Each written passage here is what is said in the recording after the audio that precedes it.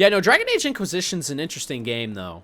Like I said, it's weird. I have this weird love for it. There's something about it that I find addicting. Like, I love when a game gives you, like, a purpose for everything. So, for example, the side content in Dragon Age Inquisition is not very good. Like, I'm just going to be honest with you guys. It's not that great. But, having said that, the main mission gives you a really good reason to want to do everything, and that's that you're building up this army. You're building up the Inquisition to fight this new giant rift in the sky, right? And I like when a game gives you a great thematic reason to make everything make sense to be doing, even if it's tedious. The problem is it shouldn't be tedious, right? Like when I'm playing Dragon Age Inquisition, it almost feels like I'm just playing a standard MMO. Like the quests feel like MMOs, the combat feels like an MMO in a bad way, not a good way. Like I want my RPGs to feel more dynamic. Like for example, The Witcher. But I will say, I do love the world and the lore, and especially the DLCs. There's some great content there in Inquisition specifically. And my favorite part about it is the game mechanics. So I love how in some quests it'll be like, we need to help the town. So you help them, and then they're like, let's build towers. So you go to your war room, and you use your resources to build towers, and then when you go back to that zone, now there's towers. Like, I love that. I love that idea.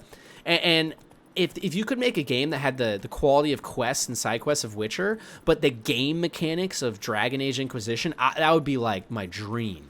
Right? Where it's like you can build this army and you have this like not base building mechanic, that's more like Cult of the Lambs, but I think that'd be cool too. But you're like building up your forces. I love the feeling of, I think a lot of games give you that fantasy of trying to be a hero, but I don't think a lot of games give you the fantasy of being a leader, if that makes sense. And here's the thing, chat. Most of us in our lives are never going to be heroes. You might do heroic things, but to be an actual hero on the level of these games is preposterous to think you'll ever get there. Because not only does it require a lot of bravery and heroism on its own, but it also requires a little bit of you being in a position to even be there, right? Like, think about it. All these characters in these stories, like Geralt or, your character in the Dragon Age Inquisition, like, they're thrust into something, right? They are the chosen one. Most of us aren't the chosen one. But everyone can be a leader, man. Everyone can be a leader. And that's why I find those stories so impactful. Like the idea of you leading a group and building an army and building something strong, because everyone can do that. There's not anyone on this planet that can't do that, even to the smallest extent. So it's almost a more relatable journey to me than something like, say, you're just a chosen hero that has to save the world. Because nobody's a chosen hero, Chad. We're all human, you know?